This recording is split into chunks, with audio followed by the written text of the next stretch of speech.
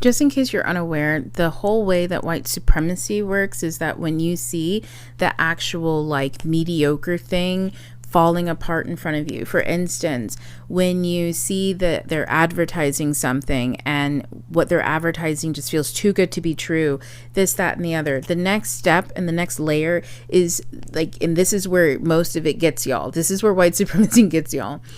Y'all will assume as you're seeing a system collapse in front of you that what's behind it is far more superior, far more smarter than what you can even see.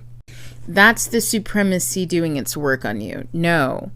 The reason why it seems to feel bigger than what it is because you're giving it power. Instead of seeing somebody in a fucking diaper sit and shit himself on TV and glitch out and the people around them falling the fuck out and having conniptions, everyone thinks that they have more power behind. No, what you're actually seeing is the accumulation of their power, which is your attention, your belief,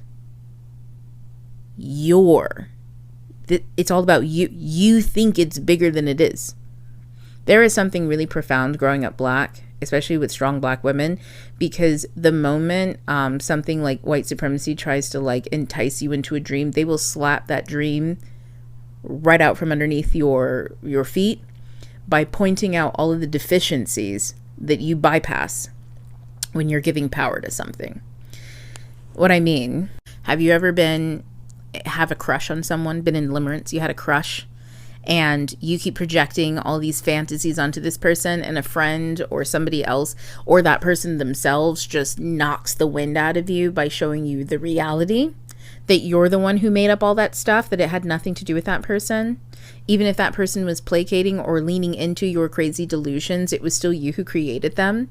They never had that power. And when you step back and you go, oh my God, was I under a spell? Yes, it's glamour magic. Yes, you were under a spell, and the problem is you're casting them on yourself. The whole point of white supremacy is to get other people to do the work for them. They get you to cast the spell of glamour on yourself.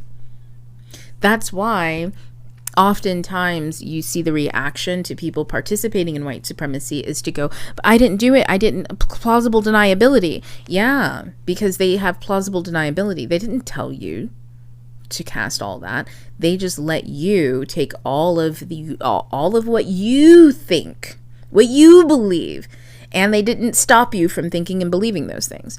I believed in you. I thought you could do this, and this. Well, that's not my fault.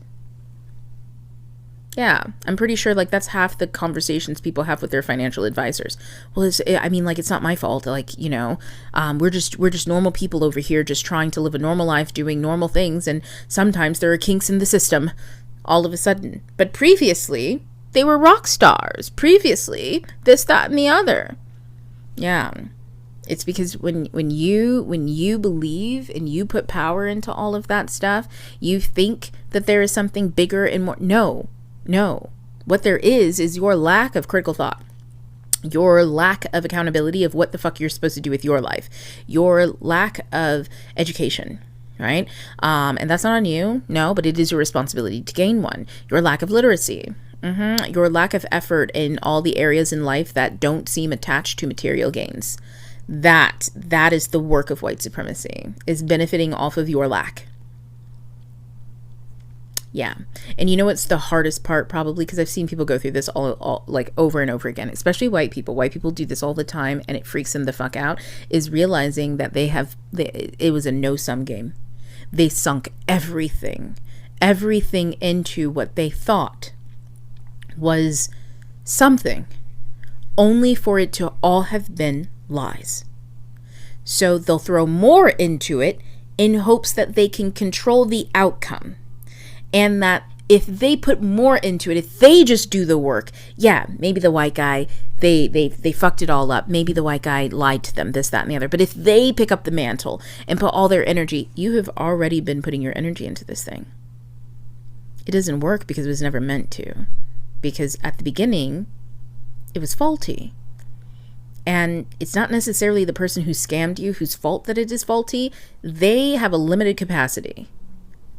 Being somebody who practice inhumanity means that you function as a de-evolved human.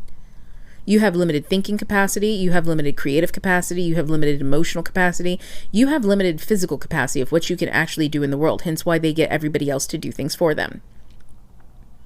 Fragility is the result of white supremacy, of limited capacity.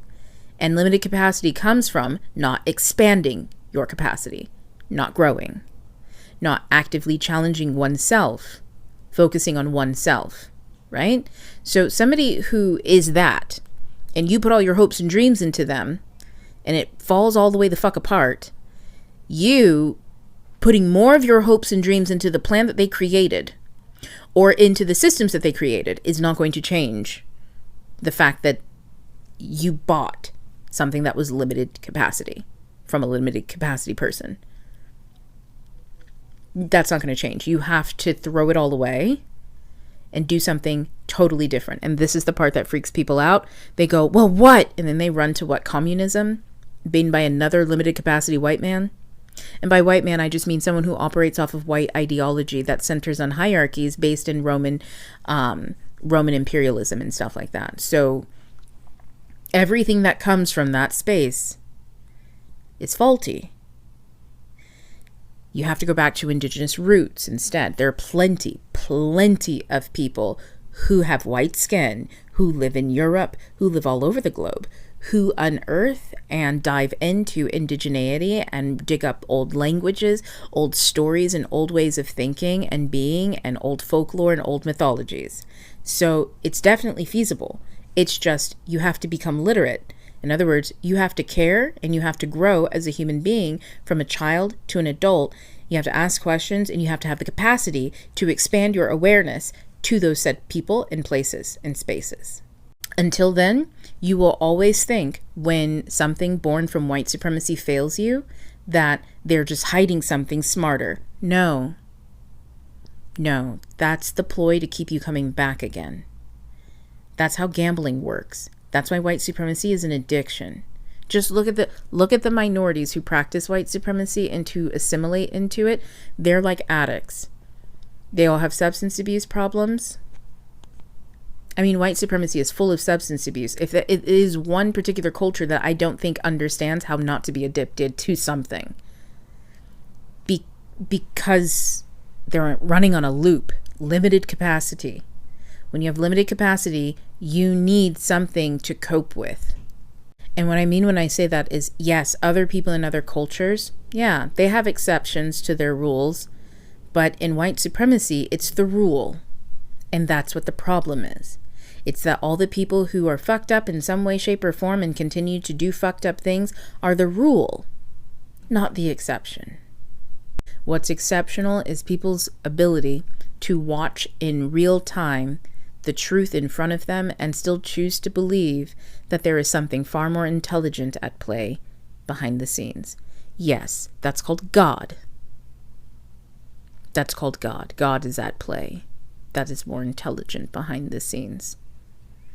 Not a white man. Not a white man's invention. No. And I say this as somebody who just casually had an interest in emissaries from other countries back in like the 1800s for the most part. I was curious, what did they think about white culture? Because we hear all about white invention and how great white life is. So what about all the people they borrowed all their shit from? What did they have to say? And unanimously, everyone said they have lovely technologies, but they are spiritually like defunct. They have no spiritual core. They have no sense. They have no hygienic practices.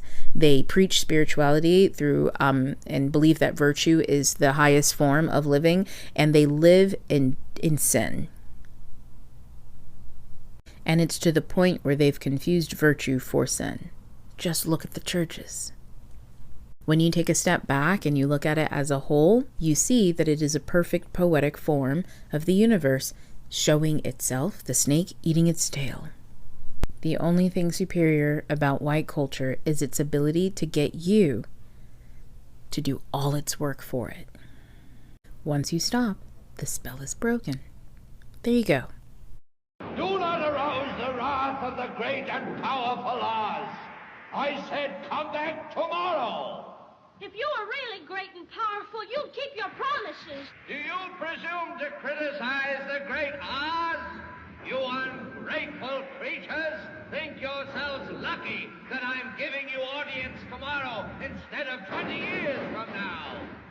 Oh, the great Oz has spoken. Oh, pay no attention to that man behind the curtain. The great Oz has spoken. Who are you? Oh, I am the great and powerful Wizard of Oz. You are? I don't believe you. No, I'm afraid it's true. There's no other wizard except me. You humbug! Yes, it's exactly so. I'm a humbug.